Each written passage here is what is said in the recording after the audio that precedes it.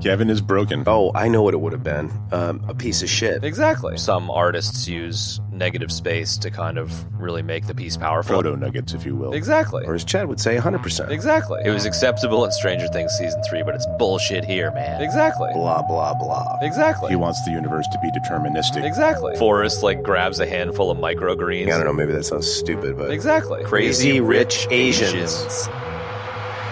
Broadcasting live from way outside of Ben's power band.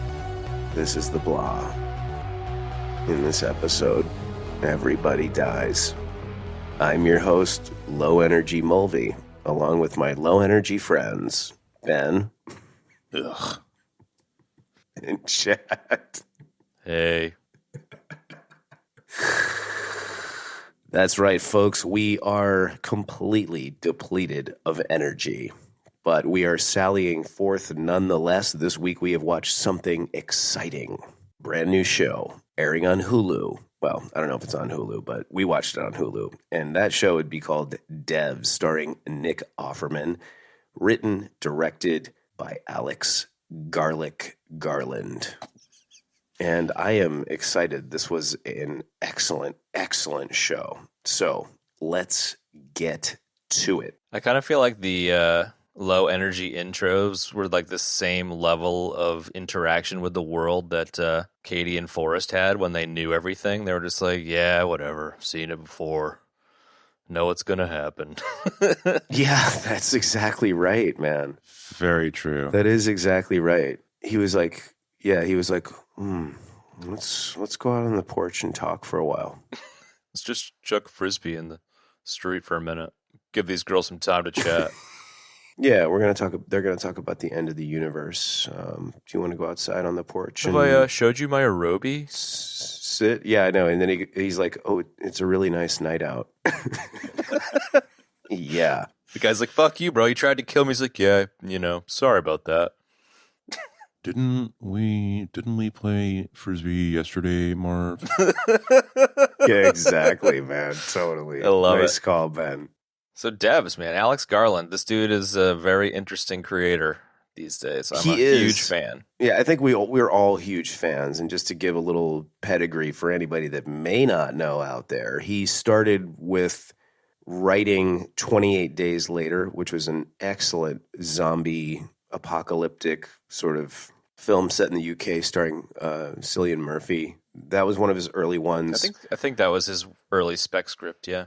I don't remember which came first, that or Sunshine. But Sunshine was another one, which is another excellent, excellent movie that we all loved. And he's also done Annihilation with Natalie Portman and Never Let Me Go, which was really good, their screenplay. Lois Lane. Wasn't Lois Lane in that? What's her face? Oh, my God. This is egregious for me. Kev's dead, everybody. Kevin is broken. And Kev's dead, folks. Kev's dead. Amy Adams. In which one? Annihilation with Natalie Portman, right? Oh God, who knows? She was She was definitely in the other movie with Jeremy Renner, but No, she's not. But you know who is in Annihilation? Tessa Thompson. That's true. Oh, nice. And the lead actress in Devs. Yeah, Sonoya Mizuno, who was also in Ex Machina. Ex Machina. Yes, thank you. Well, ladies and gentlemen, I've been trumped by my fellow nerds in my own category. You dropped the ball. We'll pick it up, bro. Some early pre-nuggets, proto-nuggets, if you will. Proto-nuggets. One thing we glossed over was his kind of transition from novels to cinema via his book, The Beach, being made into a film. So that was kind of his sort of break into Hollywood, so to speak. Oh, that's what it was. The Beach. That was his big sort of first foray. I think 28. I watched an interview with him on the Google campus where he was talking about how he spoke of 28 Days Later and Never Let Me Go as two spec screenplays that he wrote. So I think they were probably, the things that he tackled after The Beach kind of picked up steam and he got some, movement towards that area in his career. But I don't know. That's just kind of a somewhat educated guess. Radio, man. Well, just to finish my little thing, he also did everything we've just talked about. Plus, huge favorite of Ben and myself is Dread, which he was the writer on. But well, I'll save that nugget till later. But yeah, so Dread, Annihilation, all these things, and this is his sort of baby, really. I think maybe after The Beach, Devs would be his baby. Written by, directed by. He directed the whole thing. Just excellent, excellent, excellent. Where should we start? I liked a comment that he made about the difference between directing a feature film or writing for a feature film versus a show, and how, it's obvious enough, but he felt that the Dev story was impossible to tell in anything but a miniseries style or TV style format. So definitely. I really enjoyed that it had room to breathe, and I kind of agree with the sentiment that it wouldn't really have been feasible as even a 3-hour film. I have always agreed with that sentiment. I was barking about that 20 years ago, man. They should take more books and turn them into miniseries, but this was before the sort of internet TV revolution came along. So I hear you loud and clear on that one. There's no way you could have crammed this into a movie and made it any good. Nah, it would have just been like a old school fugitive style chasing Lily around bullshitty thing, as opposed to the really cerebral character piece that it was. Oh, I know what it would have been. A piece of shit. Yeah. No, I don't see it going down any other way. It definitely needed the room to breathe. Yeah, absolutely. I mean, that said, Ex Machina was a feature film and feature length, and it also felt like it took its time in a way. Like, I've always been kind of a fan of slower movies, or maybe I've never had the aversion that a lot of people tend to have to kind of slower movies, but both this and Ex Machina were excellently executed, but this one definitely benefits in being a miniseries. And I have to say, I'm pumped it's a miniseries and not going to be 15 more seasons. Yeah, I didn't realize that, but that's cool to hear. Sometimes a one and done is the way to go. Well, is that it? Is it one and done, or are we going to see a second part to the miniseries? 100% done, in the sense that he doesn't want to ever do more than one season of anything ever, he said. Wow. Interesting, since they left so many, not loose ends, but they definitely left room to go other places at the end of this. So without that knowledge, I was convinced there would be a second season. Yeah, right. I mean, I don't know who owns the rights. I would hope that he would own the rights to his own thing, but you never know. All artists always hope that. Yeah, that's it. Benny, where did you hear about this first? Because you brought this to the table or introduced us to it. Yeah, I don't know, maybe 3 weeks to a month ago, I was listening to Lex Friedman's Artificial Intelligence podcast, and the guest was Alex Garland, and they talked about a number of things, but he was sort of there to promote this show, so I had to check it out after hearing about it, especially after hearing him talk about it. Yeah, I heard him on a couple of other things, and he's quite eloquent when speaking about it. Very much so. Yeah, I feel like, it's really good timing to talk about Devs, considering we were chatting about some of the free will stuff in our Westworld conversation. And, not to jump backwards too much, but I definitely prefer this exploration of the free will thing now to the Westworld current state of affairs. And maybe it's kind of like what you were saying in other episodes, Kev, with like first season of something, it's a fresh idea, whereas, Westworld's got a few seasons under its belt, so it's reasonable to be attracted to the shiny new toy. But I really enjoyed the exploration of free will, or the lack thereof, with this one. Yeah. Alex Garland is really good at tackling really like heavy duty concepts in his films and presenting them in a light that gets you thinking. It doesn't necessarily explain everything or hold your hand, but it's understandable and it gets you thinking. Yeah, definitely. I love that. Well, that lack of explanation sort of forces you to think about it, which is a really good thing, in my opinion. Yeah, he's he's bringing these things to light in his art, which I think is really great. These are very, very. I think more people should be thinking about these things, and it's cool that he brings them to the light. Right, and as we've discussed in the past, this is what good, nay, great sci-fi does. Yeah, You know, it's a mirror for the human condition and blah, blah, blah. Yeah. Yeah. That's very eloquent, Kev. Thank you, Chad. And blah, blah, blah. Yes. Blah.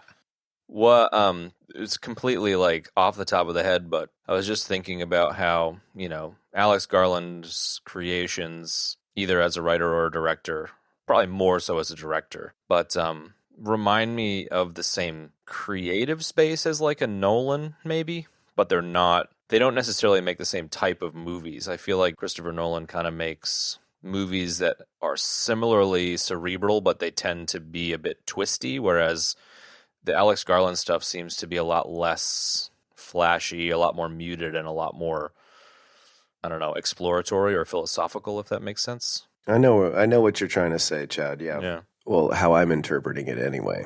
There's a care that goes into Nolan's work that you see in Garland's work as well. Mm. They take their time. The writing is really, really good. So from that standpoint, we're really comparing Jonathan Nolan and sort of David S. Goyer with Garland from the actual filmmaking standpoint. You know, you toss Chris in there as well. But between the four of them, there's a lot of care put into the crafting of the stories and the crafting of the films / television series. And it definitely shows. I know exactly what you're saying. Picking up what you're putting down. I don't know if it really like leads us down any conversational pathways, but it was just something that jumped to mind. No, short conversation. I think that's it. But that's what I see there. It's just there's a really I want to use the word gentle, but I feel like that's too lame. But you know, they're really gentle and caring with the way they craft their stories. So if you take it as a piece of art, you know what I mean? Like they're very nurturing with it. There's a better word almost, you know. And I think it shows in the quality of the material. I mean, I could tell you that Nolan's movies are some of my favorites. Yeah. Batman Begins, The Prestige in particular, I've seen zillion times. It's so damn good. Inception, obviously. Inception. Yeah, Inception's great. Ditto, Garland, Dread, Sunshine, you know, all those things are really good. I mean, I know Annihilation kind of got panned, but I still thought it was a really good movie. Yeah, I chuck Aronofsky in the mix too. Like he's definitely in that same school. Ooh, yeah, there you go. Aronofsky, totally. He tends to go to some interesting philosophical places, but yeah, he's definitely in that group. But if this whole kind of group, in terms of if it were a subgenre, is kind of my jam, even though it's very thinky and a lot less pew-pew lasers, but I was super stoked when this one started up. Like, it's a really, really good show. Oh, my God. Does it have pew-pew lasers? No. Next question. Negative on the pew-pews. Synopsis-y kind of summary worth tackling, or not really? I think a short synopsis about the whole thing would be fine. I'll see if I can haiku it if you want.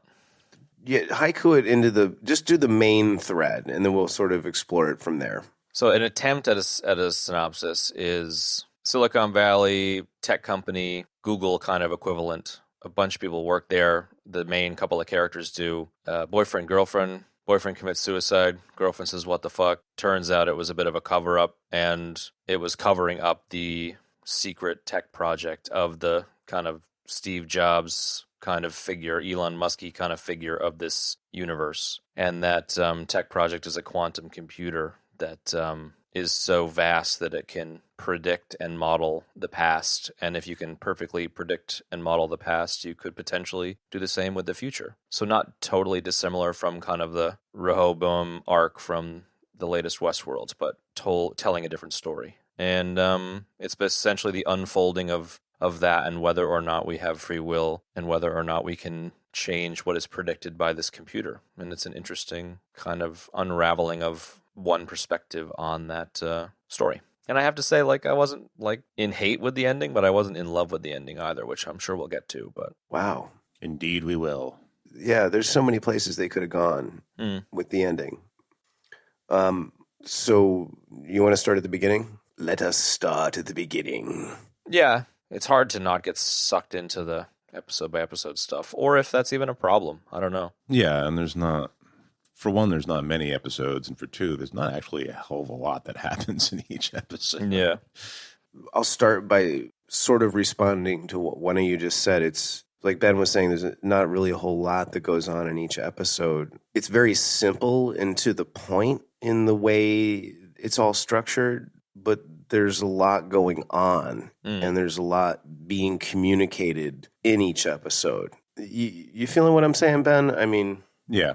You're right. It's like there isn't a ton going on and it's all fairly straightforward, but again, the presentation and the way it's told is really, really excellent, from the story to the dialogue to the cinematography to the music, which was unbelievable. I think that you're 1,000% right about that, or as Chad would say, 100%. 100%. So I think it's one of the things that makes this such a beautiful piece is that kind of simplicity and care. Yeah, I think I do understand what you mean. I mean, like, first episode, for example, it's like intro of some characters, intro of setting. Guy gets into the secret society kind of secret tech thing, goes in, fucks it up, and disappears. So, like, one sentence tells you what happens in an hour of cinema, but, like, the why did he do that and the what the hell's going on here's and the, like, lack of information really keeps you intrigued as well. So I think that kind of, it's almost like, in a way, some artists use negative space to kind of really make the piece powerful. And I feel like there's a lot of that kind of negative space in this, where, like, the story's simple, but there's a lot of kind of, storytelling negative space that you're trying to figure out what the heck's going on, Yeah, definitely. I think after each episode, you're left with more questions than are answered. Yeah. Yeah. I mean, you start figuring it out about halfway through a little bit, but you definitely, each one has it's not even cliffhangery though. It's just, you're just trying to piece it together, I guess. Yeah.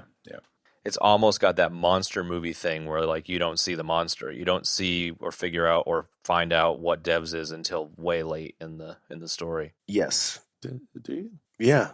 It's like at least halfway At least through halfway, before you really kind of figure out what's going on, I think it was like Christ on the cross is fuzzy, and you're kind of like, okay, yep, that was probably 3 out of 8 episodes in, if not 4, wasn't it? Yeah, it was. It was episode 3 or 4. Yeah. I mean, I'm not saying it's like traditional monster movies where you don't see it till the very, very end, but it's definitely got that don't show the monster in episode 1 kind of vibe, Oh, it's a smart storytelling technique. It's always smart to do that, I think. And, the beauty of what you just said is that we find out what the, quote, monster is in episode 3 and 4, and then we don't really find out what the monster is really until, like, 7, 8, because the monster is really time and free will and determination and quantum realities. You know what I mean? Like, so within the quantum viewer, like, that's the real what of it.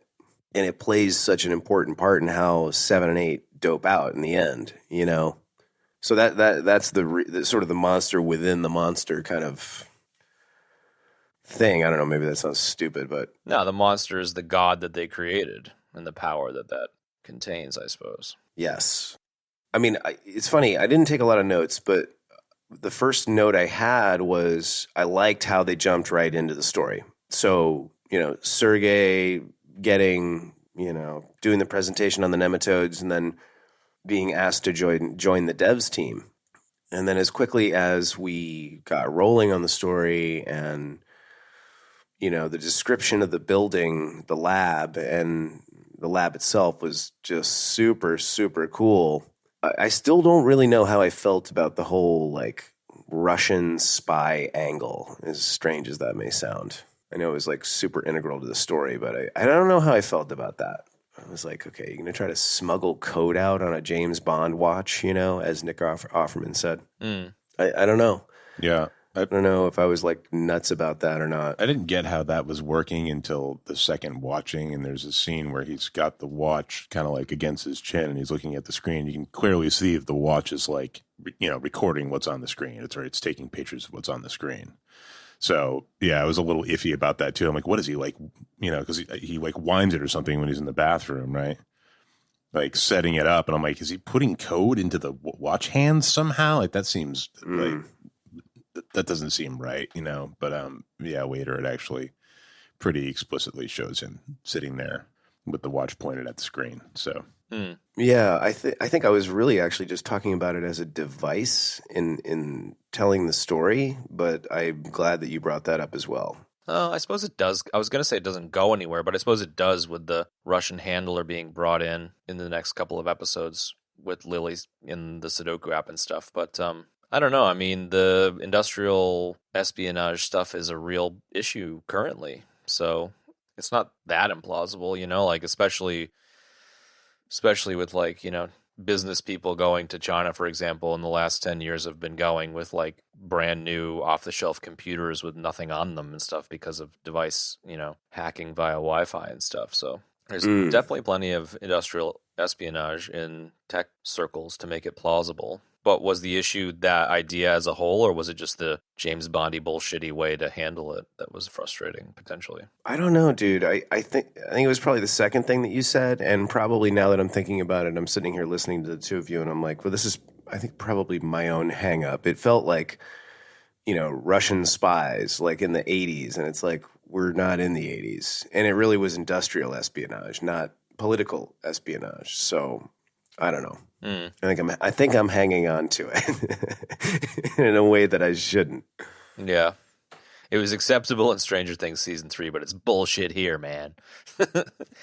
I mean, I feel you though. Yeah, okay, sure.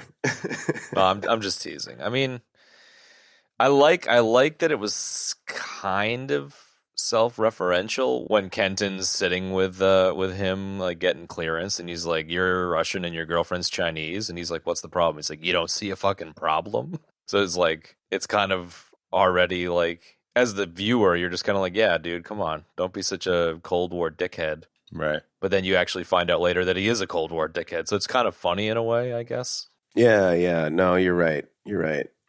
That definitely bolstered that for sure. And I mean, the interesting thing about that angle in this show is that I think they did a really good job of going back and forth between that and, you know, the real central kind of issue on the show, which is the quantum viewer and the determination thing, you know, and they didn't let the espionage take too much away from that, which I thought was a really good thing. You know, they had just enough of it to make it plausible and just not too much of it to make it like stupid. It was almost just enough of it in the sense of like to make Kenton's character plausible. Otherwise, he would seem as a real psychotic security guard versus someone who's actually protecting something. Yeah. That has some actual stakes, you know? Yeah, I mean, I'd almost say it seems like the Russian threat is almost there just so that, you know, the homeless guy can save the day at the end of the whole thing. You know, it's like it's almost all there just to set that moment up and make that plausible. But yeah, it seems like it's there as like kind of a bed layer to anchor the story in these different spots. Yeah. In the political space or the multinational space, maybe. Yeah, and you know, like you said, it makes Kenton's character more plausible. It sort of sets all these different things up. I think it'd be worth jumping to that bum bit. Did you guys see that one coming? No, I didn't. No, I didn't think about that at all. I just thought like, you know, it was like Sergey and then the other guy as well, whose name I can't remember. Which guy? The Russian dude? Yeah, the Anton.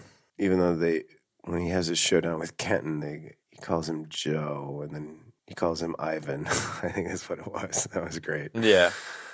I enjoyed that parking lot stuff. Yeah, I did too. I really, just to jump to that scene, since we're not doing anything with any particular structure, that scene in the garage was one of my favorites. Yeah. The way they shot it was absolutely perfect. Like, you're kind of like a person peering around one of the supports in the garage, and you can't really see what's going on. And there's this whole conversation happening, you know, and then they bring you into the action. I really, really liked that a lot. It was really different and cool and interesting. And there was like a 2-second clip of it in the opening 10 seconds of the episode as well that showed up at the end too. That was cool. Yeah. I really, really liked that scene a lot. That was good.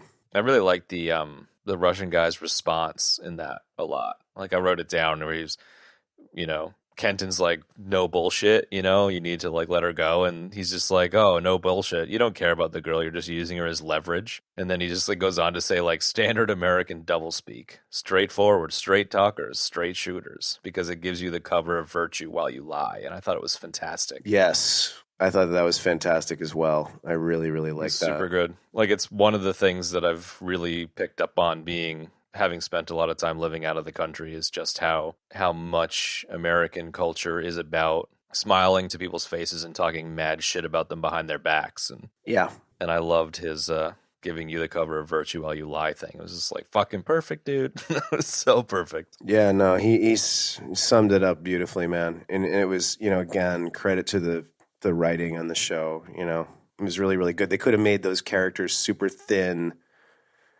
like cling film, transparent, all of that, but they didn't, and that was a really great exchange. That whole scene, again, that whole scene in the garage was fantastic.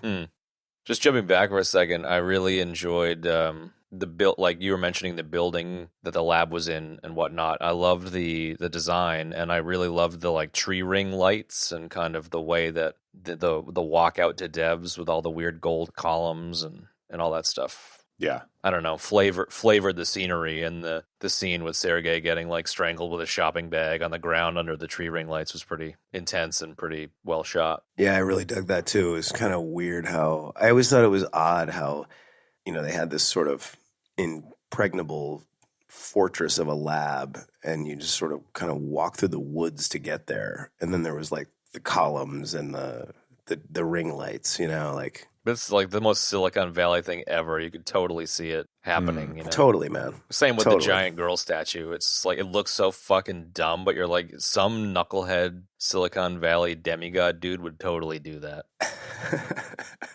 You just know that somebody would do something like that. I love it. This is like a serious season of Silicon Valley. Like there's some really funny elements to it, but they're not necessarily, they don't dive into the funniness of it. But Dev season 2 with Thomas Middleditch.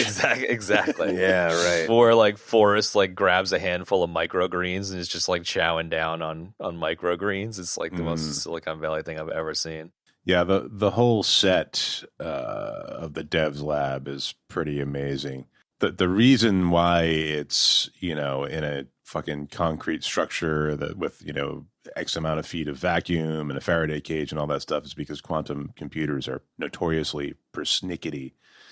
And any outside vibrations or interference of any kind can corrupt the data coming from them. So the reason that the machine is located in this, sort of crazy fortress is to stop the outside world from fucking up the data. Right. Wow, that is very cool information. Yeah, I suppose it'd be easy to assume it was for security purposes, but that's a great point. Well, I mean, probably that as well, but, For sure. But there's nothing to secure if the computer doesn't work, so I think your point is definitely the primary function for sure. Correct. Yeah. Yes. Yeah, but I mean, it's just, that was my first introduction to that. I was just like, wow, that is fucking cool. Yeah, it was very cool. The fact that it's like, suspended, magnetically, and the cube in the center, and the design of the actual machine is really cool too. It's like that's kind of what the guts of a quantum computer look like.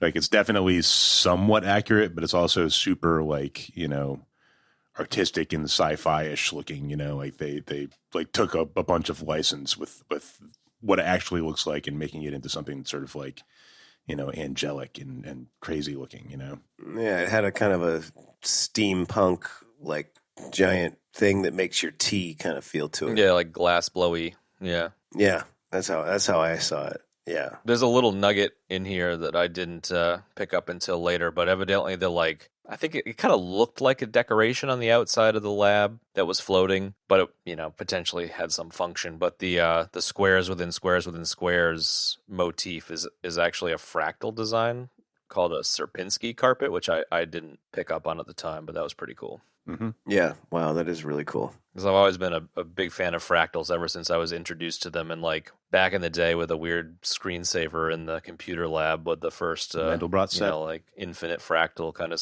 Yeah, exactly, the Mandelbrot set. I remember when I was a tween seeing that and just being blown away by it. So I've been a huge fractal fan since then, but didn't pick up on this one. Yeah, one would presume that that's for a reason of some sort to keep interference out or some such thing, although I don't. Yeah, that's a good point. Yeah. Like they've made solar panels in the shape of tree branches and leaves, and it's been more efficient than a flat solar panel. So it's kind of like a... What? Really? Yeah. It's like a, fuck, I can't remember the name for it. Be way cooler be a lot cooler if you did.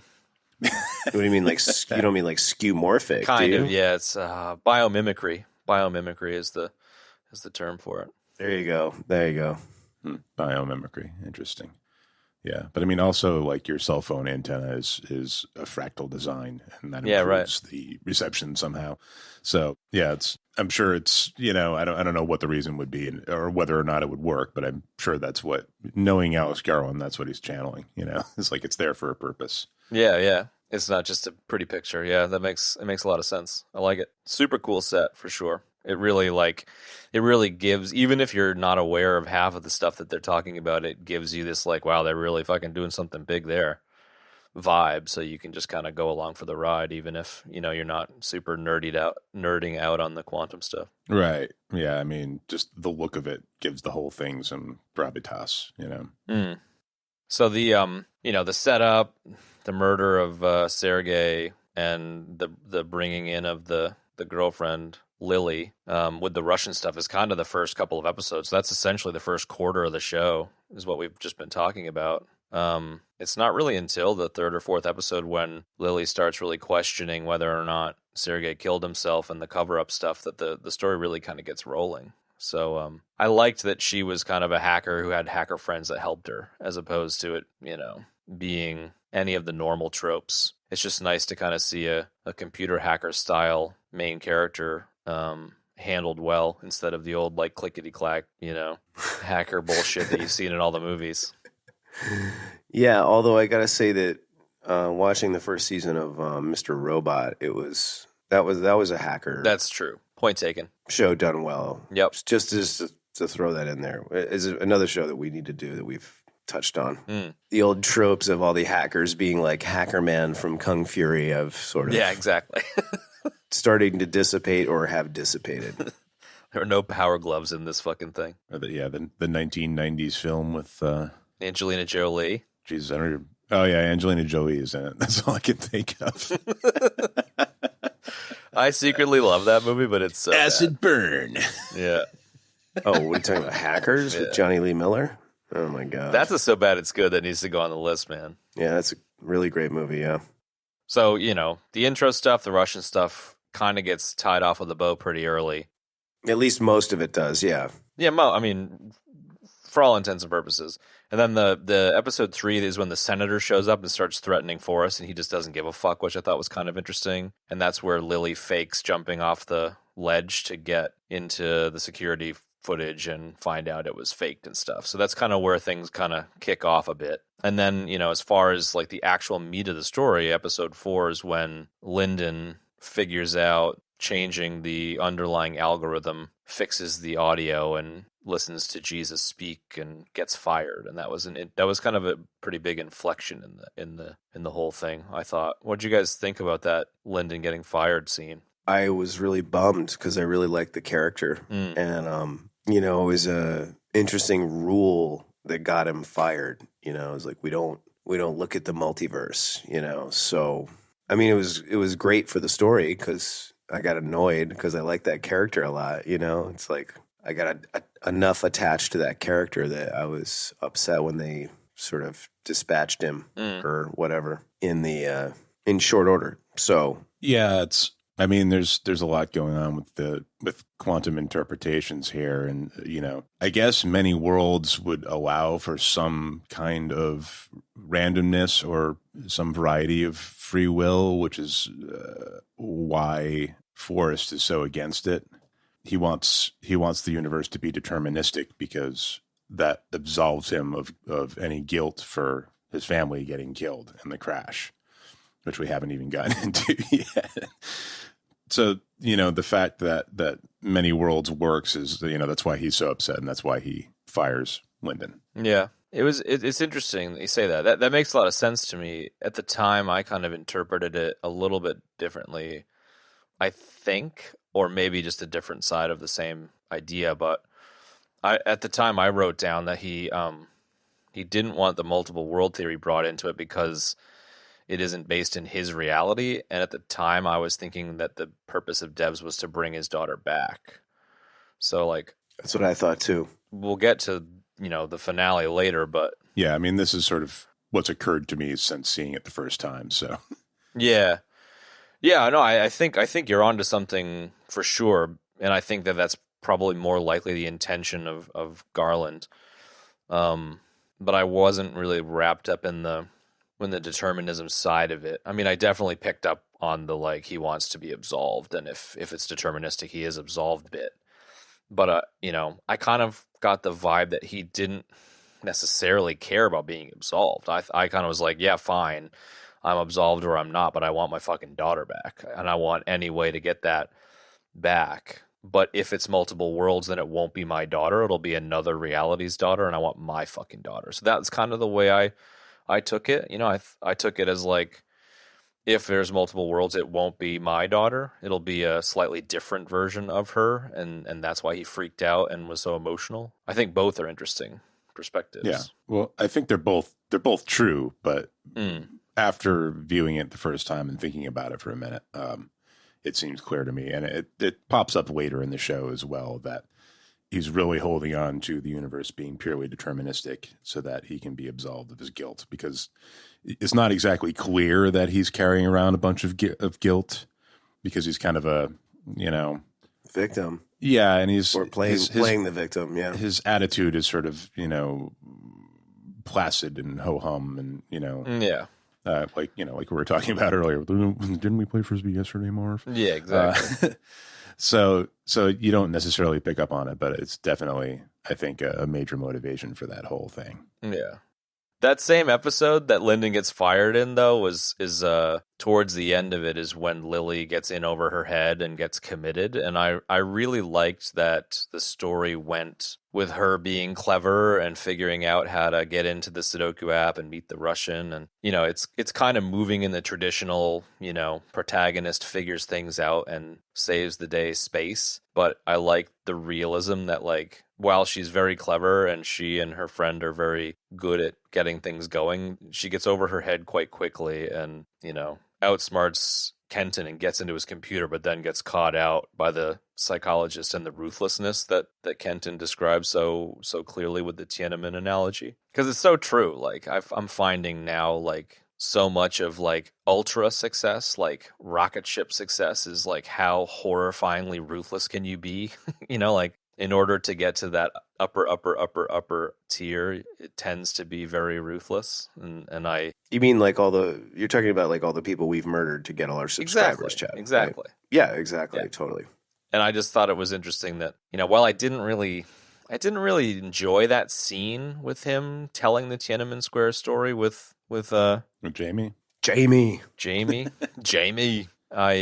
I appreciated that, the reason Lily got caught out was because she underestimated the ruthlessness of Kenton with the psychologist and stuff. Or people to achieve their ends, their whatever ends, they're sort of, they've gotten the 6 demon bag, Well, clearly nobody saw the fact that Kenton was, in with the police. Wait, what? All of that transpires after Lily decides to acquiesce and call the police, like Jamie wanted her to. And when the police show up, they take her away. And that's when Kenton comes in and starts torturing Jamie. So, only quibble I have with the story as a whole is I don't quite understand why Kenton didn't just kill Jamie in the apartment. Like, that's what it looked like was happening immediately. Like, Kenton just walks across the doorway and it's like, okay, Jamie's dead. And then the next episode or the next scene, it's that bathroom scene, which the Tiananmen example is a really interesting example, but I just don't understand why he would have kept Jamie alive at all. Yeah, I don't know. I mean, he killed Sergei at that point already, so. And the Russian, I think, right? Oh, yeah, he did, didn't he? Oh, yeah. Right? In the garage. Yeah. Great song. Weezer reference.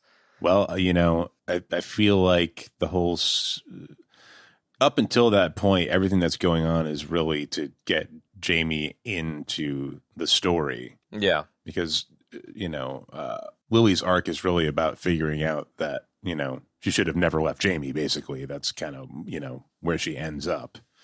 That, Sergei, she didn't know him really. And, for whatever reason, she walked away from Jamie. Like, she realizes how solid he is and, how much he cares about her and how, does everything about him and falls in love with him again. So it seems like everything up to that point is just get him back into her life, Mm-hmm. and him, rescuing her from the loony bin or whatever. That's sort of where it happens, right? Yeah, it solidifies it. Yeah, for sure. It's an interesting side thread. I feel like Lily, as described on a few occasions by Forrest in conversation with the character, is super strong and like very willing to, she's so driven that she'll do whatever it takes to get the outcome that she wants. And it's interesting that like as a side piece, the can I do better than what I've currently got, dumping Jamie to go with Sergei and then realizing she can't do better and she should have stuck around. It's an interesting way to flesh out the character. I think you're right in the sense that like whatever mechanism to keep Jamie involved was good because it might have been a pretty flat story without the kind of sidekick element, I guess. Like if it was Lily figuring everything out and cracking all the codes and not getting any help and just being, no pun intended, the deus ex machina of the show by always figuring out what the right thing to do was, it would have been a bit more two-dimensional. Yeah, I don't know. I mean, Forrest is trying to get Amaya back. So it ends up that Lily is trying to get Jamie back. You know what I mean? Yeah, that's fucking clever as. I hadn't thought of that. Yeah, totally. So that's that. And she does at the end. That's how Forrest kind of sells the ending to her. Exactly. Yeah, interesting. That's really interesting. I hadn't thought of that. Oh, just touching on that fifth episode, which was kind of the one where Kenton doesn't kill Jamie and things are starting to, the actual purpose of the show and in exploring determinism is about to kind of kick off in the last few episodes. I thought that using the quantum computer, like Cailee, I think, is sitting in front of the quantum computer throughout this episode and using it to flash back. And it was a very interesting way to justify a flashback episode instead of your standard flashback BS. Yes. She's actually sitting there watching, the scene where she meets Forrest, and she's watching the scene where, Sergei and Lily say they love each other for the first time. And it was a very clever way to bring some flashbacks into the whole thing. Clever wouldn't be my word choice. Convenient is, and I don't mean that in a snarky way. I was like, oh, this is perfect. They got a quantum viewer, so now we can do like a really nice flashback episode, and it just ties in beautifully. Exactly. Like, it's clever in the sense that like the flashback thing is so tropey that at least in this case, there's actual justification for the flashback instead of your standard, we're doing it because we want to, You're right, Chad. You're right. Mm. Yeah, I retract. You're correct. Yeah, I mean, it fleshes some things out nicely, I think, not that every question was answered in this show, but it gives you, I think, I think it's useful to have a little bit of background there with Cailee and Forrest and, all of that. Mm. Yeah, I don't know. I just, the whole scene where Cailee like griefs the lecturer who's about to give like a lecture on, von Neumann Wigner or whatever. And, she kind of establishes herself as being in the many worlds camp. And like, she walks out like that whole thing I thought was, something useful to that character, fleshing out what she is, what she's like. Yeah. Yeah. Hardcore. Jesus. It's saying fuck many worlds, and then it's her walking out in many worlds. This is like a bit of a, I don't know, It was a bit of a tongue-in-cheek. Oxymoron, sort of. Yeah, exactly. I like that. Wait, what?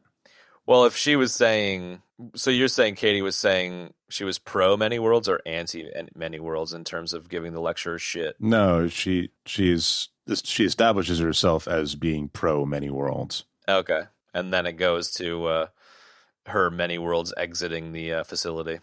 Yes. I misremembered it as the opposite, where she was anti, but it doesn't matter. Either way, that scene with her walking out multiple times and the way they use that here and there, but not too much, was cool. Yeah, I mean, at this point, isn't that in that same episode where they get into like scanning the dead mouse? Oh yeah, I think so. All of that. Yeah, they finally are able to project that table, and then they keep pushing it until it projects onto Forrest, and then they're now like expanding it. They extrapolate. Yeah. They extrapolate out from the mouse to pretty much the entire universe, I guess. Yeah. So, like, episode 5 kind of opens the kimono on the devs quantum god thing. Interesting choice of words there. Yes, kimono. To use a really ridiculous business term. And then the next episode is kind of the one where they kind of twist it around again. You go from Lily being committed to Lily being like, let's just go confront Forrest. And they pull up to his Silicon Valley house and hang out on his front porch while Katie and Lily are discussing life, the universe, and everything, while the dudes throw a frisbee around in the street with bathrobes, or at least Forrest has a bathrobe or whatever. Yeah, he seems like he could wear a bathrobe all the time, and that would be okay. Perfectly fine. Very much so. Somewhat acceptable. Yeah, I'm surprised they're expecting them. So that's true. Yeah, it's a great scene. It's like everything is building up to that point, at that point, and finally getting, Lily finally getting the reveal. Well, she's basically, the reveal conversation is also ended with being told that she's essentially the chosen one, in the sense of like, it's got something to do with you. You're going to do something. And she's like, what the fuck are you talking about? Which was interesting as well. So is that the reveal you're talking about? Or are you talking about like the reveal of devs and what devs is and the chosen one thing? All of it. Yeah. All of it. All of it. He's saying all of it. Yeah. I was saying all of it. Were you saying all of it? He was saying all of it, Chad. Okay. All of it then. All of those components all that you just said. I feel like Forrest has joined the call. Forrest and Corbin Dallas. I am a meat popsicle. This is the Corbin Dallas on the Ruby Rod show. This is like most of us today in one form or another. Stand by. Folks, we'll be back to the madness in a minute after these words from our sponsor. Today's episode is sponsored by us. Folks, we wanted to take a break from the show and just thank everybody so much for tuning in. You can always rate us, review us, wherever you get your podcasts if you want to support the show further. And you can also tell somebody to check out the show. And we would urge you to do so because it helps us grow the show and make the show better. Yeah, it really helps. We really appreciate it. On that note, I wanted to shout out Craig, who left us a review on iTunes, and just wanted to give a bit of love back. Thanks so much for listening, and we're really looking to share our thoughts with you guys in terms of the way that the show arrives in your podcast players, but we also want to kind of build a community. So we'd love to chat and hear from you guys about what you like and what you don't like, and anything that you'd like us to do episodes on. So shoot us recommendations, and then to start a bit of a potential tradition of questions. Specifically, we'd love to hear, what your favorite episode so far has been, and maybe what your least favorite episode so far has been, just so we can kind of understand a bit better what you guys are digging. Yeah, and what is not being dug at all. Yeah, we're totally open to the feedback. So you can shoot us responses to the question via email, contact@ebd.fm, or via any of our social channels. So we're at EBD Podcast on most platforms. And also, we're loving chatting with you guys and gals on Facebook and other stuff. So, if you see anything funny or see anything that you think that we'd like, shoot it our way, because it might be a point that we missed when we talked about a topic, like we had with the Rise from Papa Palpatine episode. One of our listeners shot in a Reddit thread that we missed, or even just like funny stuff that you see, and you can post it to Facebook or tag us in Instagram or something. We'd love to see what you guys are enjoying as well. Yeah, unrelated, even if it's completely unrelated, funny garbage from the internet toilet. Please post it. Because we love funny internet garbage funny garbage from the internet toilet? Is that how you put it? Yeah, that's our side podcast. Exactly. Yeah, we've got in this episode everybody dies, in this episode everybody kevs, and now funny garbage from the internet toilet to finish out the trilogy of podcasts. Not to confuse people too much. That's why we're here. To confuse and confound you. And bring you hot garbage from the internet toilet. That's right. We're also here to give you hugs, folks. And don't be afraid to hug us back. Internet hugs. Socially distant hugs. I'm mentally hugging you right now, Kev. Can you feel it? I can feel you mentally hugging me right now, Ben, and it's warm, and I love it. Get in here, Chad. Yeah, I'm on the motorcycle, boys. So, hey. And now, back to the mayhem. I think this is a good time to talk about the cast. I in particular want to talk about Nick Offerman for a second. Yeah. I think he's I was really excited when I saw that he was in this. I have become a really big fan of his. I didn't know who Ron Swanson was, and I used to see like little bits and bobs about that all over the internet, and I never watched Parks and Rec. And then I started kind of watching some of it, and it's a really, really funny character, Ron Swanson. And I really liked Nick.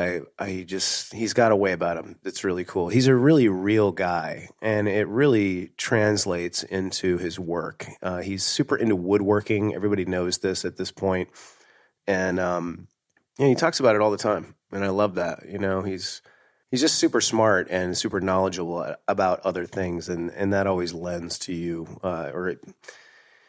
you bring that to work with you, whether you realize you are or not, I guess is what I'm trying to say. And then when I saw him in Founder with Michael Keaton about Ray Kroc, the founder of McDonald's. It's a great movie. What did he play in that? I don't remember. Yeah, excellent movie. He played one of the brothers, who was actually the original McDonald brothers, but he was sans beard or his trademark mustache, and, he definitely looked different, but he was fantastic in that too. And that's when I really, really just fell in love with him as a performer. I think he's fantastic. So I was really excited to see him in this. I feel like if Steve Jobs or Elon Musk or one of those people somehow got hybridized like a plant with Zach Galifianakis, you would get the character of Forrest. Totally, man. That's great. That was good. That's awesome. Yeah, the rest of the cast was lesser known. I mean, there's obviously people like Allison Pill and Zach Grenier who look super familiar. I don't know what else he's done. Maybe you do, Kev. But it was really nice to see Allison Pill in a meaty role. I was a huge fan since she played the drummer in Scott Pilgrim. She's really good. Oh, wow. Yeah. Okay. I had just watched Picard previous to this, and she's in that. So it was kind of interesting to see her like twice in a row in something pretty meaty. Wow. What was cool. it? And she's really good. She was in Picard. Oh, Picard. Yeah, I haven't seen that yet. The Star Wars spinoff. Yeah. Star Trek spinoff. I just died so bad right there. Oh my God. Star Wars. I love how you Star Wars died by misstating it. Double death. Fucking two sides of the internet both just turned at me and massacred me. Dude. Holy fuck. I just lost all nerd credibility right there. You sure did. And to that end, you're fired. Hang your done. headphones up and leave immediately. It was just a slip up. I know the difference. So if any of you folks at home want to join the show, to flesh out the trio, just let us know, because Ben's retired. We're now looking for a third member. And the most egregious of deaths. They get rid of me that easily. No, definitely not. Do you know Zach Grenier, Kev? He looks familiar to me, but I've never really seen him in anything. You know that I do. Why are you even asking the question? Do you want to everybody Kev on that one? Is this determinism? Is this the way it's supposed to go? It's on rails? Yes, I knew it the whole time. Are you trying to pretend that it's not determinism? You knew that I would know exactly who that guy is. He's been in my first always blanket response is, oh yeah, this guy's been in everything. Yeah, Zach Grenier is, he's been around for a long time. He's had a lot of, he's had some bit parts, but he's also had some pretty meaty parts too. This is definitely one of the meatier ones. And I was really happy to see him in this role. And I really think that he did a super fantastic job of playing a, quasi creepy ex-police, ex-military, what have you, kind of head of security guy. I thought he was great. And it's a great word to describe him as he's fairly wicked in this production. But he was in Tommy Boy. He was one of the execs at Callahan and Tommy Boy. Okay. That's awesome. Played the therapist. Yeah, here we go. I'm going to go deeper. He played the therapist in Blow with Johnny Depp and Penelope Cruz. I'm stealing a little bit of thunder, but I forgot he was the punch him in the face boss from Fight Club. He was the punch him in the face boss from Fight Club, and I made an error. He was not in Blow. He was the therapist in Donnie Brasco with Johnny Depp and Anne Heche. He's been around. He's a seasoned actor. There's no question about it. So, and I think he's great. And I'm a big fan of, sort of character actors that I think are fantastic. And I love seeing them get what they're due, So, to see him in a role like this, I was like, awesome. Yeah. He was super powerful. Yeah, he was really good. Terminator-like. The rest of the cast was a little bit lesser known by me, at least. I mean, Sonoya Mizuno, I didn't recognize at the time until after. I didn't look at anything about the show until after I finished it. So I didn't recognize her as playing in other works by Garland in terms of Annihilation and Ex Machina. She was also in Crazy Rich, Jesus fucking Christ, I'm dead. Crazy Rich Asians. Hey, thank you. There's one other... Oh, and Maniac. She was in Maniac recently, the Netflix series. Oh, right. Which is worth checking out if you haven't. It's a weird one, but she's got a bit part in the series with Jonah Hill and Emma Stone. Did you see that one, Benny? I did. Yeah, it was interesting. I enjoyed it. Mm-hmm. Jin Ha, the guy that played Jamie, evidently had only ever done theater, and he was really, really well renowned in theater. I'm not sure if you saw any of that stuff, Kev, but that was interesting to me. I didn't see any of that. I didn't really do a deep dive on him, but he was. I really enjoyed him in this. That's for sure. I didn't realize he was a theater actor at all. All I know is that he didn't have a wiki entry, so I was like, whatever. And as far as Cailee Spaeny, who played Lyndon, I got a nugget on her that I'll share later, but she was quite good as Lyndon. Yeah, I really enjoyed Lyndon, and then again Stewart as well. I didn't do a lot of research on a lot of the cast, either one of them in particular, but I just thought that the actor choices were great, casting choices were great. Yeah, definitely.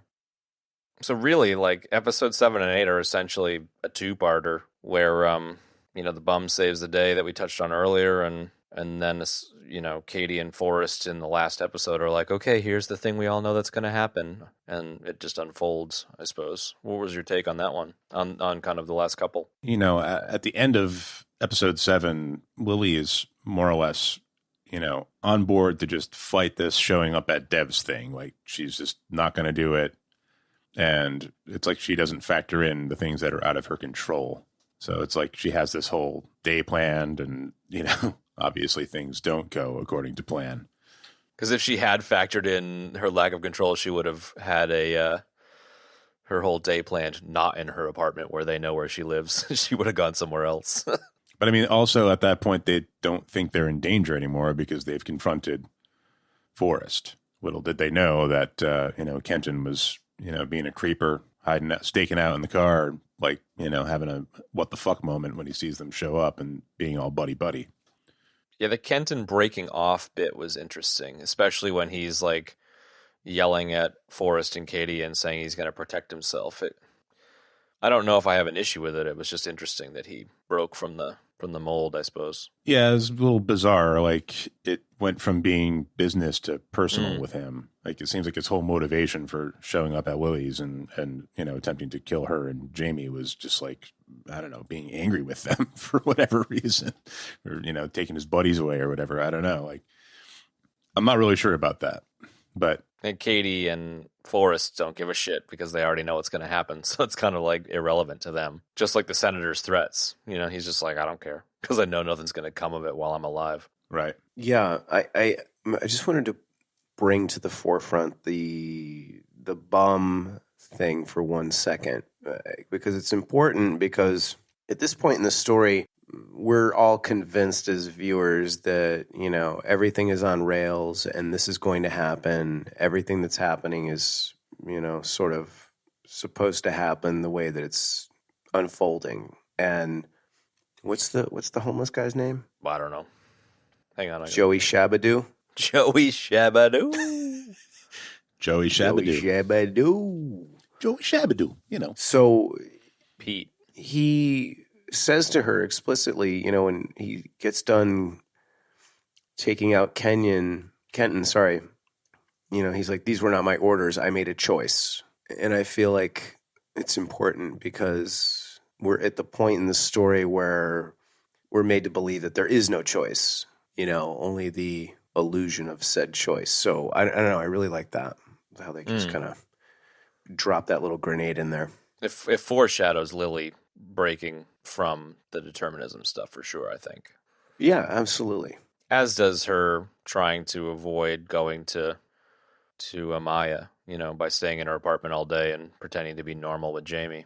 It kind of somewhat clearly foreshadows how she is the chosen one in breaking of the predictions. I thought that the on rails stuff was interesting, especially from the perspective of Katie and Forrest, who had looked so much into the future, where, they seem really apathetic and numb the whole time, but I suppose it's kind of where you would end up when you knew what was going to happen, but wouldn't be able to do anything to change it. Just kind of like the scene where the devs are 1 second ahead and everyone's kind of freaking out in the room. Like, it's one thing to be 1 second ahead and freaking out, and it's another thing to know exactly what's going to happen and not be able to do anything different. And you're just like, you feel like a puppet almost. So the numbness is understandable, I guess, if that makes sense. Yeah, I mean, it's a helpless state to be in. So after you've watched it unfold X amount of times and you've resigned yourself that there is nothing you can do, yeah, I guess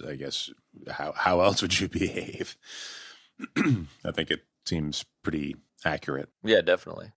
So do you want to get into the determinism stuff, Benny? Did you have a direction you wanted to go on that, or how did you want to discuss it? I mean, at this point, we've kind of weaved it in anyways, with the caveat about Lyndon being fired. That more or less said it, so that doesn't really matter. The Lyndon bridge scene was interesting from a certain perspective. The Lyndon bridge scene was interesting, and I almost thought that there was a little quantum trick being played on me in the second viewing, because I couldn't remember. In the first viewing, I knew he died, and on the second viewing, I couldn't remember exactly how that unfolded. And I was like, "Oh, wait a minute! He's clearly just standing on the other side of the railing, like he's not falling." Is this one of these weird things where, when you watch it one time, one thing happens, and then you watch it another time, another thing happens? Try and make some point about many worlds, but it wasn't the case. It just happens later, or they show him dead at the bottom of the dam or whatever, and I just misremembered it. But right, yeah. But for a minute there, I was like, "What?" I was having my own little moment. Wait a minute. It was interesting to see how the awareness of something by a character, the awareness of what was going to happen because someone who's seen the future tells you, unfolds, So you're going to go on the other side of this thing and you're going to allow whether or not you fall to be up to the universe. And he's just kind of like, what? And then you watch it actually happen in the next minute of acting between the two characters, or even the last scene with Lily and being shown exactly what happens and then reenacting it just minutes later. It was fascinating to kind of see how it unfolded from an acting perspective and just from a storytelling perspective. Yeah, it definitely was. It was an interesting scene. It was also sort of, I don't know, I think it was designed to bolster the whole determinism line of thought that, they were, or he was convincing you of at that point in the story, Yeah, especially with the Lyndon scene, it was interesting to it's like she tells him that he's going to do that, and they're talking about it, and like as they're talking about it, he realizes like what he was thinking in doing that. Like he has like a eureka, sort of moment, like, oh, that's so beautiful, that's elegant, it's full circle. Like he gets it for himself. Like it's not just because she told him that it's going to happen. Like it's all like connected. So it clicks. Yeah, I thought that was interesting. Yeah, absolutely. So it's probably a good segue to the ending. Yeah. Lyndon dies, which was interestingly handled as a side piece. Katie and Forrest wake up and it's like, you need to go deal with that Lyndon thing. I'll see you at the office. It's just kind of interesting the way that. Don't forget. Yeah, don't forget Lyndon. Lyndon's hiding in the back seat of your car. Hi, Lyndon. Fuck. Meanwhile, Forrest is just like sitting in the room waiting for Lily to come in and yell at him and kill him because it's what he's seen 100 million times. But the same again of this is what's going to happen, and then watching it happen through slightly different camera angles to have the moment Lily breaks with protocol was quite interesting. Like I was like, okay, yeah, right on. And then to have the other dude blow the elevator up or whatever was like, oh shit. Stewart, yeah. Stewart pulling the pin on the elevator surprised me. And kind of left me like unsure of what was going to happen. Like it was interesting. I think like at the time, Stewart pulls the pin, everybody dies, cut to credits, but it was like only 2/3 of the way through the episode. So I was like, what the hell are they going to do now? Yeah, I had the same exact thought, actually. I liked that she made the choice. I don't know. I really liked that she made the choice to throw the gun out of the elevator and just completely collapsed their entire bullshit world. You know what I mean? Like, I never subscribed to everything being on rails. I still don't. And I never will. It's, we live in a universe of possibilities. To not use the word choice, I'll say possibilities. So, I mean, you can have determinism within that, but I really liked how it played out like that. And Stewart's role in it as well. I really enjoyed his character. Yeah, Stewart was great. I'm gonna dash your entire theory there though, Kev, because I noticed something on the second watching that I didn't notice the first time. Ooh. Lily's action was irrelevant. Stewart was always going to shut off the magnetic drive for the elevator or for the hallway or whatever you want to call it. Okay. You can see in their watching of the when they're watching how it's going to unfold, Stewart is still at the terminal doing exactly what he was doing before. So regardless of whether Lily shoots Forrest or not, Stewart was always planning to do that.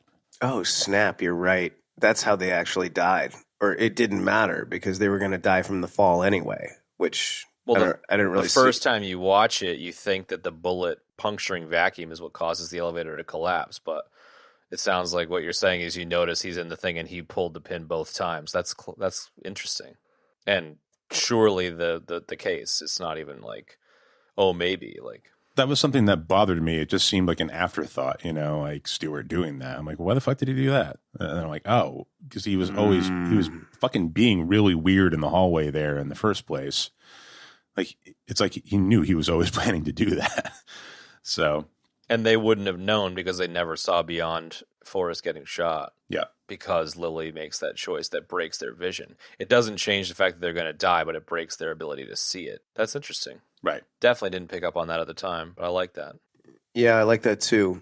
Or even like this, they were never looking at, they didn't see it. They didn't see what Stewart was up to. Like he didn't factor into the story somehow. They were so hyper focused on what was going on with them, what was going on with Lily, that they didn't actually look to see what was going on with Stewart. Right, but that kind of goes back to, the whole quantum theory of the observer affecting the outcome, right? So if they were positing that the universe is on rails and what was going to happen no matter what, because they were not able to see any other or any further into the future. The future stops here and we can't see any point beyond that. So in that sense, maybe the act of them observing it changed the outcome. As the professor was explaining in that flashback with Cailee. Except they're not. So the reason devs work is because Lyndon figures out that they need to adjust it for many worlds, and in many worlds the observer effect doesn't exist. It's not that the observer changes things, it's that all things happen and the universe splits every time there's an event like that. So like, if you're looking at the double slit experiment, or if you're looking to see where an electron is, if it's spin up or spin down, it's not that because you see it spin up, that's what it is. It's because it is spin up and spin down at the same time. It is in superposition. It's that there are two different U's. One of them is seeing spin up. The other one is seeing spin down. So it's like an all things happen theory. So I mean, I don't know if they're trying to put a hole in that with this, but if this is what they're basing things on, then the observer effect wouldn't be a thing. It's super interesting. On kind of a there's no measurement problem. Okay, I'm with that. On a slight side tangent to that, I wasn't super stoked on the ending. The next kind of sequence, which is like they're now in a simulation. I thought they were going in a different direction with it, which like back in the day I heard about brain theory, as in like membrane. I'm not sure if you guys are familiar with that one at all, but it's like kind of like a take on... It's a take on string theory, really, right? Yeah, exactly. Like it's a justification for string theory, or like a deeper meaning to string theory. But like my sort of hackneyed, take on it is, or like my non-quantum physicist understanding of it is like it's responsible for the creation of the universe via... So it's kind of like if the universe of 3 dimensions exists, the whole Big Bang kind of thing, in our universe, the place that the universe is within is on a membrane, like a Mobius strip kind of ribbon. And it was like a hypothesizing that like when two parts of that ribbon, the membranes touch each other, the Big Bang happens. And so it was like our universe was created when 2 points in this, hyperspace membrane touch. Yeah. Big Bang happens and our universe is created, and, everything happens after that. And so I thought it was going to go with like Lily breaks determinism, and as a result, essentially like is the butterfly flaps its wings chaos theory kind of thing, where she is the point that causes the membrane to touch again, and then a new universe is created and the mouse comes back to life kind of thing. So I kind of thought they were going in that direction with it. So then when it was like, we're just going to do, a simulation where we just pretend that we're alive, even though the simulation is so perfect that you basically are alive. So I was a little disappointed with the simulation thing. I'm curious how you guys took the simulation thing. I'm of the opinion that the simulation is just as real as anything else. Yeah. It's irrelevant. We could be in, like I said, we could be in it. Whether you think we are or aren't in a simulation, it doesn't. If it behaves exactly the same as the real universe, then who cares? Who cares? Yeah, exactly. I mean, it makes sense that they went with the simulation thing from the deterministic sense, but like I just kind of was expecting something different, I guess. So I was just kind of like, don't really care about another Matrixy thing. You're dead. But I didn't hate it. I just didn't expect it. Yeah, I'm dead. Fuck it. You're dead. You're dead. Matrix death. I'm in the simulation anyway, so fuck you. Well, it's a little different than the Matrix simulation, right? I mean, this is like what you're actually seeing into what the machine is doing is really showing, because it's adjusted for many worlds, is it's really showing you one of the other branches of the universe. So it's kind of, I mean, if you're worried about whether it's a computer simulation or whether it's actually a real universe, it kind of is a real universe. Yeah, I'm down. Except that then they had that weird senator scene with like, keep the power on my computer, please. It was just kind of, it's a total nitpick, but yeah. Wait, what part? Keep the power on my computer. What are you talking about? When Cailee has the senator in the dev's computer room and is just like, I need your help keeping the power on, basically. Right. Because if it was a real branch of the universe, then it wouldn't matter whether the power is on or not. Yeah. But like, it's esoteric, but. Right. I mean, one could say that she wanted to keep it on because she loved Forrest and she wanted to be able to, keep watching him. Yeah, fair enough. Keep watching over him, That probably is more likely the case, yeah. But again, like I said earlier, there's so many places this could go, even with its current ending. And whether it's a real universe or not a real universe, it's a construct that's a factor, because Lily and Forrest are alive in said construct. Okay, so the computer recreated it up to the point where they died. So they have all their memories, nobody else does. And they are, in essence, still alive because their consciousness are alive in the simulation. So whether she's in love with Forrest or he still wants to run the company from inside the installation, either one of those is a plausible future for this to go to. You know what I mean? So that would make sense that she would ask for help keeping the power on. You know what I mean? Yeah.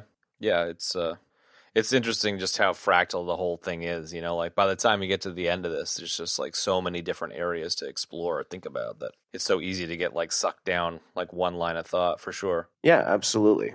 I didn't think that the ending was where they were going to go with this story. I'm not upset that they went there. I'm sort of indifferent. Like it was the ending and I was like, "Oh, cool." You know, like I dug it and I was like, "Oh, how interesting would that be to live in like a world that's sort of reset, but you and one other person are the only person that have memories of another timeline." You know what I mean? It's sort of like Marty and Doc remembering the original 1985 timeline. You know what I mean?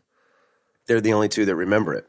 But I kind of feel like knowing that you're in the simulation would make it almost a prison, but that's a whole nother topic, I suppose. Well, it depends on but that's where perception comes into play, Chad. So it's really all about how you view it. So, you know, it's ditto with Westworld, right? At the end, like when everybody runs into the forge, jumps off the cliff, and then now they're existing inside the simulation. It's this sort of kind of same idea of this kind of digital heaven, you know? I suppose I'm just so anti-authority that like any idea of a simulation I just completely rebel against. I'm just like, no. So, well, fair enough.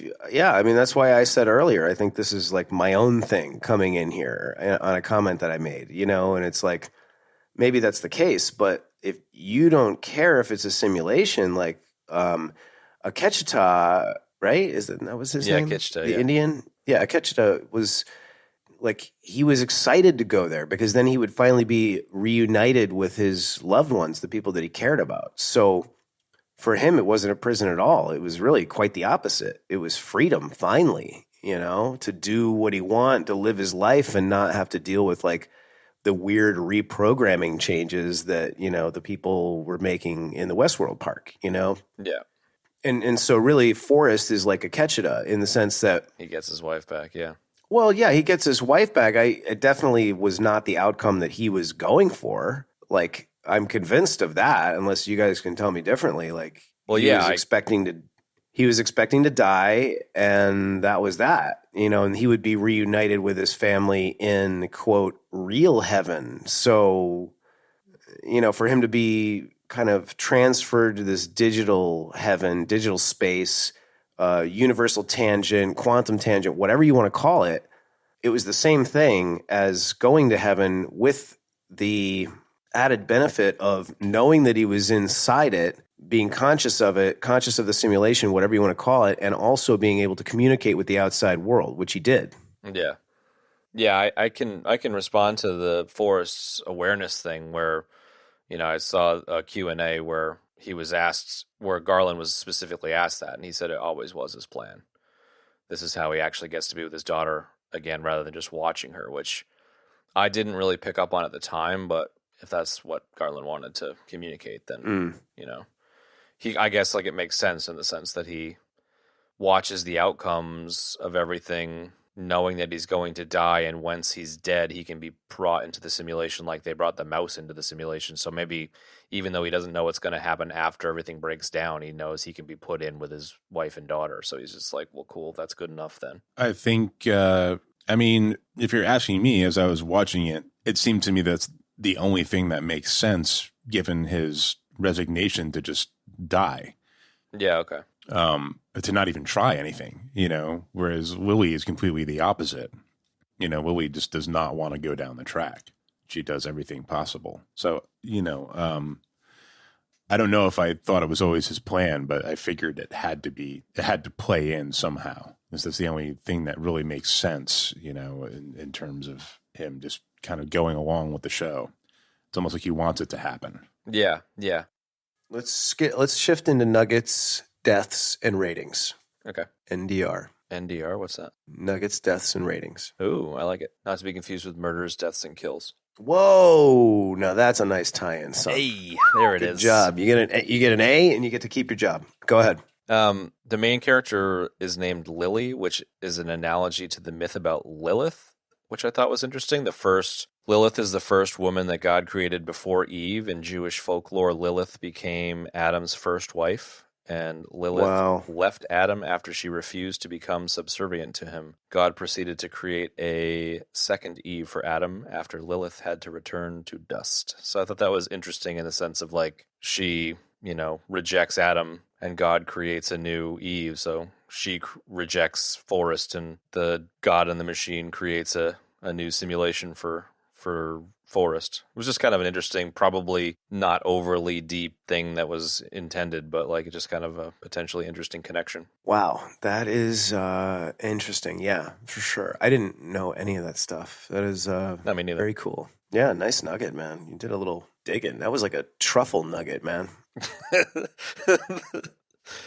Yeah. White truffles, man. All the way down. Yeah, exactly. My second nugget is on Cailee Spaeny, as I mentioned earlier, who played Lyndon. I kind of, I don't know about you guys, but I took Lyndon as a trans character. Evidently, that's not the case at all. But like, being that it's set in San Fran, it just didn't really stand out as an issue. I was just like, yeah, fucking whatever. Lyndon's trans, cool, whatever. Evidently, that's not the case. And Lyndon's never entered my mind. Yeah. Nope. Yeah, Lyndon's a young boy played by a woman. Which was pretty clear that it was a woman actor, regardless of the character. Mm-hmm. I wasn't totally clear on that, and then except when he said, you're 19. It's more just that like there was a bit of light shed on it by Cailee in an interview where she was saying that the character was written very differently. Evidently, the character was written in his mid-20s with a shaved head and tats, and they saw a bunch of male actors in terms of auditions. But Alex Garland spoke with the casting director and said, can you bring in some girls? So she was the last person that he saw. And she mentioned that she thought that it was similar to how a lot of women play Peter Pan, which I thought was an interesting kind of take on the character. Very much so, yes. He wanted a perfect boy, but, I think was concerned with having a young actor who wouldn't have the chops to carry the character. So therefore chose a woman who was older that looked like a young boy. So regardless of how you feel about it, it was an interesting nugget with the Peter Pan thing. Very interesting. Those might be your two most interesting nuggets ever. Really like that. I have one, if you'll allow it, Chad. It's your segment. Yeah, you have an ongoing, no problem, anytime you want to drop a nugget card. Yeah, which is just going to make me ask every time anyway, Exactly. More. So in this episode, everybody nuggets. Everybody nuggets. It's not really so much a nugget. It's a little bit of an Alex Garland nugget. And even though he wrote Dread only, I pulled this straight off the wiki page. Carl Urban was cited as saying later on in an interview that Alex Garland pretty much directed that movie. So Really? I thought that was kind of neat. Yeah. That's super interesting. I need to rewatch that one. It's been a while. I don't know. I kind of get like a George Cosmatos kind of feeling from that statement. Yeah, right. It's kind of neat. Yeah, definitely. It's really good. I actually kind of have a little tiny micro nugget here. Yes. Ooh. If I may. But in my viewing of my recent viewing of Annihilation, I also, besides the actor tie-ins, I also noticed that while they're in the what do they call it? The prism, the when they're in Area X. Yeah, I know what you mean. That's another word for it. I can't remember what it's called. They stay at the Shimmer. Thank you. They stay at Fort Amaya. Oh. Ooh, that's a nice one. And did you determine any backstory on that, or is that just something you noticed? No backstory. I just happened to notice that on the sign it says, it's like Camp Amaya or Fort Amaya. I don't remember exactly which, but Yeah, right. it's where they find the videotape of. It's where the creepy shit starts happening. In the pool or whatever. Yeah. They find the guy in the pool, and they. Yeah, sweet. That's cool. I like that. That's a great micro nugget. Nice. That is really cool. Ratings? I will go first. I'm going to keep it short and sweet. We didn't even talk about the music in this episode, and that's okay. Which is so good. Yeah, it is. I'm just going to say that the music was unbelievable, and the way it was used in this series was unbelievable. It blew me away. The few notes that I do have, I think I wrote the music 3 times in like 6 notes. So for me, that says a lot. Totally. Cast was great. The writing was great. The dialogue was great. Cinematography was just awesome. This gets an A+. Love it. That's like a 10 or 100%. This is such a excellent piece of entertainment. Excellent piece of television. Great way to tell a story. Anybody should watch this. I think it's that good. And the cast was whatever. I already said it. They're phenomenal. Next show member. Yeah, I love what you just said about the music, Kev. It's a shame we didn't dive into it. Not that there was a hell of a lot to say other than it was great. But your excitement for it reminds me of like how much I loved it in Watchmen, and like you could make a strong argument that the use of music in this was as good, if not better, than the use of music in Watchmen, which is saying a lot because I was a huge fan of the Reznor Atticus Finch stuff. Yeah, it was. They really used it differently, but to the same quality of effect. And I would also throw in that the Mandalorian music was really, really amazing because it just had a very unique feel to it, and they really, really put a lot of effort into making it unique. So I would say those 3 shows out of, obviously ones that we've talked about are recently tip top. Yeah. Yeah, a little micro nugget on that, I saw somewhere that they're releasing the score for this shortly on various streaming stuff, so I'm on the lookout for that for sure. I'm gonna listen to it 24 hours a day. Yeah, exactly. As far as my rating goes, very similar opinions to what you said. I mentioned previously that I'm finding a particular attraction to multiple part series or shows that are all written and directed by the same person as opposed to sharing directors, or at least that I really appreciated Garland having creative control over the entirety of this. He mentioned in an interview that he is a very open director and doesn't consider himself to be the top of the pyramid and is very collaborative. So it kind of shoots a bit of a hole in my statement of him being the one director throughout. But at the same time, I really appreciated the effort he put into this. For me, it's a solid A. The only reason it's not an A+ is because I got myself all twisted up about the ending with what my expectations were. So it's got nothing to do with the show and everything to do with just me having thoughts about it. But I didn't create the show, nor did I put in any hard work on it. So it's pretty irrelevant, the amount of quibbles that are there. It's a fantastic show that everyone should check out. The only other little nugget I'll throw in is that there's a lot of online BS around Sonoya Mizuno's acting in this, and I think all I have to say is fart noises to that. I think she did a fucking great job. And I echo everything that you said, Kev. Yeah, I haven't read any of that hatred about her, but those people are all incorrect. Yeah, 100%. Benny, you're up. All right. Solid A for me. Alex Garland is, if not my favorite, rapidly becoming my favorite writer, director. I really enjoy everything that he does, and especially something like this where you're creating a really great story and weaving in some amazing concepts in science and philosophy and making art out of it. And I love that, and I think it's really awesome, and I'm so glad he's doing it because we don't get a lot of that, So thanks, Alex Garland. Thanks, Alex. You've become our friend like Vin Diesel and Paul Rudd. And Carl Urban, too. He's our friend. And Carl.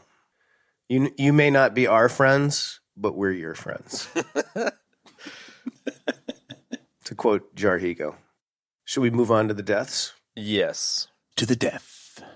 We have a perfect trifecta. I think this is what Benny finally died, and you died magnificently. Well, he did, but spectacularly. I feel like we established that a perfect murder, death, kill would be when each of us dies in an episode. Is that right? If not, then that's what it is now. That is what it is now, because that's what happened today. We each had a wonderful death. Only 3 deaths, 1 each. And those deaths are as follows. I forgot actors' names at the beginning of the show, which is egregious enough for me to be hung up on a 50-foot spiked pole. Yeah, that was pretty bad. And earned me the new moniker, Kev's Dead. I said the M word. You did. Chad died a matrixy death. Yes. And it was a fiery one, too, because he just, like, jumped off the top of the building. Yeah, and missed. It was no shame. He wasn't going back. No he shame. Didn't hesitate 1 second. And then Ben's was... That was so good, Benny. beautifully tragic. Yes, I actually said that Picard was a Star Wars spinoff. That's right. Please, people, it was a gaffe. It was not confusion. It was just a gaffe. It was so egregious. He even questioned his own nerdery, which is pretty big deal on this show. It was kind of like, Ben, you dying that way was like jumping off a building on fire into an already activated Star Trek transporter and then being somehow mixed up in the transporter and dying. Worst death possible. I feel like the beast they used the digital conveyor on in Galaxy Quest, where when it materializes in the ship, it's like inside out and it explodes. That's me right now. Yes, that's a good one. Yeah, that's a really good way to describe it. So you managed to both Star Wars death and nerd death. So good. Yeah, it was like an implosion death, sort of. Yeah, it was like a death hiccup. Thank you for that. You're welcome. I'm sorry. You're welcome. Oh, I love it. I'm sorry. You're welcome. Nice name drop. Our most popular, least popular show. Yeah, exactly. Part of one of my favorite things on the show is asking algorithm what we're doing next week. Chad, what are we doing next week? Next week, we are doing The Witcher. Right on. Which Benny brought up in the top 5. Super stoked to talk about that one. Yep. Yeah, me too. So, folks, we hope that you enjoyed our conversation about devs, and we hope you enjoy the show as much as we did. Thanks for tuning in, and we will see you on another time. See ya. See ya. Thanks for joining us in our attempt to solve all of the quantum mechanics issues with the world of science and failing catastrophically. Yeah, right, exactly. Yeah, exactly. And that's going to wrap up this week's episode, folks. Thanks so much for tuning in and joining us this week. You can always support us on Apple Podcasts, Stitcher, Pocket Cast, wherever you get your podcast muffins. You can rate us and review us there. And you can also tell somebody to check out the show, as that is an incredibly powerful tool. You can find the show notes for today's episode in your podcast app of choice, or at our website, ebd.fm/episodes/54. You can ask us questions using our Twitter hashtag AskEBD. You can contact us and ask questions via email at contact@ebd.fm. You can find Chad at Chad Normal on Twitter, Ben at Jarhigo on Twitter, and you can find me at Mulverine on Twitter. Thanks so much for tuning in, folks. We'll see you next time.